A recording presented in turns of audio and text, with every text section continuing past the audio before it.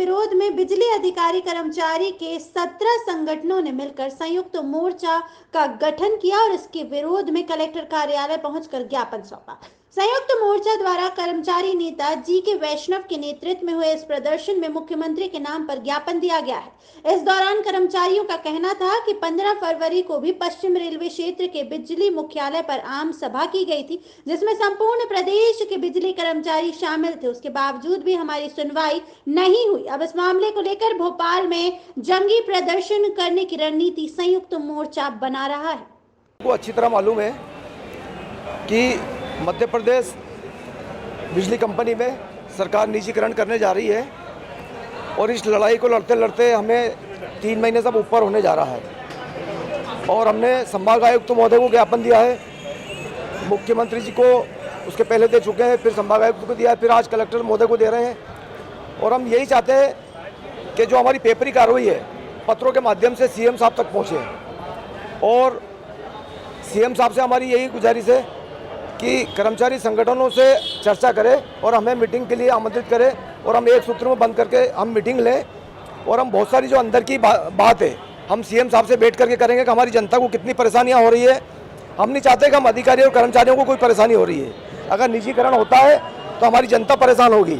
तो इस मामले में पहले हम अधिकारियों और कर्मचारियों से सीएम साहब बैठ करके मीटिंग ले लें। हमारी क्या कारण है कि सर बार बार आपको नारेबाजी करना पड़ती है, सड़कों पर उतरना पड़ रहा है? क्या कोई सरकार का प्रतिनिधि आपसे बात नहीं कर रहा है? अभी तक तो नहीं कर रहा है। हमने संभाग आयुक्त को महोदय से भी ये बात करना चाहिए, कलेक्टर साहब को भी आज दे रहे हैं।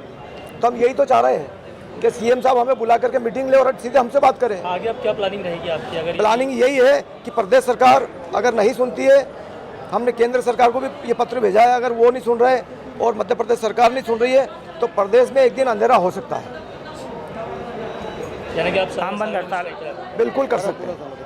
सारे संगठन काम बंद हड़ताल पे हमें जाना काम बंद पड़ेगा। हड़ताल, जिस दिन हम काम बंद हड़ताल कर देंगे तो आपको मालूम है कि घर घर में अंधेरा हो जाएगा, क्योंकि आपको ये भी मालूम है कि कोरोना पीरियड में हम घर घर दीपक जलाने वाले हम रहे हैं और अगर हमारी समस्या को अगर सरकार नहीं सुन रही है तो कहीं ना कहीं नजरअंदाज हो रहा है। 16-17 संगठनों के कितने लोग हैं, कितने कर्मचारी हैं जो प्रभावित है इसका विरोध कर रहे हैं? पूरा प्रदेश में हमारे जो भी 17 संगठन हमारे साथ में आज की तारीख में बहुत सारे पदाधिकारी हैं।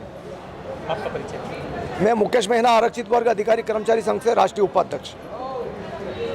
निजीकरण की प्रक्रिया लगभग संपन्न है। मोदी सरकार निर्णय ले चुकी है, नियम बन चुका है। ऐसे में मध्य प्रदेश को लेकर किस तरह की क्या विरोध है? केंद्र सरकार के द्वारा स्टैंडर्ड बिडिंग डॉक्यूमेंट के माध्यम से 20 सितंबर 2020 को ये सभी राज्यों को निर्देशित किया गया है कि बिजली की कंपनियों का निजीकरण किया जाए 32 सप्ताह के अंदर। और इसकी जैसे ही हम लोगों को सूचना मिली, प्रदेश में कार्यरत हमारे 17 बिजली के महत्वपूर्ण संगठनों के द्वारा आपस में संयुक्त मोर्चा का गठन कर महागठबंधन किया गया है। आपने देखा होगा कि उत्तर प्रदेश में पूर्वांचल विद्युत वितरण निगम का निजीकरण का प्रयास किया गया था और वहाँ के कर्मचारी एवं अभियंताओं के पुरजोर विरोध के चलते शासन को अपने कदम पीछे खींचना पड़े थे। इसी प्रकार मध्य प्रदेश में भी यदि निजीकरण का प्रयास किया जाएगा तो पूरे प्रदेश में बिजली के कर्मचारी और अभियंता जन जागरण अभियान के माध्यम से इस निजीकरण के जो नुकसान हो रहे हैं, जैसे कि किसानों की सब्सिडी समाप्त कर दी जाएगी, गरीब वर्ग को महंगी बिजली खरीदना पड़ेगी, युवा वर्ग को बेरोजगारी का सामना करना पड़ेगा, इन्हीं सब मुद्दों को लेकर के जन जागरण अभियान हमारे द्वारा पिछले 3 माह से चलाया जा रहा है। उस क्रम में आज ये तय किया गया था कि सभी जिलों में जिला मुख्यालय माननीय जिलाधीश महोदय के माध्यम से मुख्यमंत्री जी के नाम ज्ञापन हमने प्रेषित किया है और शासन से मांग की है कि निजीकरण संयुक्त मोर्चा की 3 सूत्री मांगों का शीघ्रातिशीघ्र निराकरण करे, जिनमें प्रमुख रूप से बिजली की वितरण कंपनियों का निजीकरण रोका जाए, बिजली के जो आउटसोर्स के कर्मचारी है उनका संविलियन किया जाए तथा संविदा कर्मचारियों को नियमित किया जाए। इन्हीं मांगों को लेकर के शासन से हमने मांग की है कि वे एक द्विपक्षीय चर्चा वार्ता का आयोजन करें ताकि निराकरण हो सके।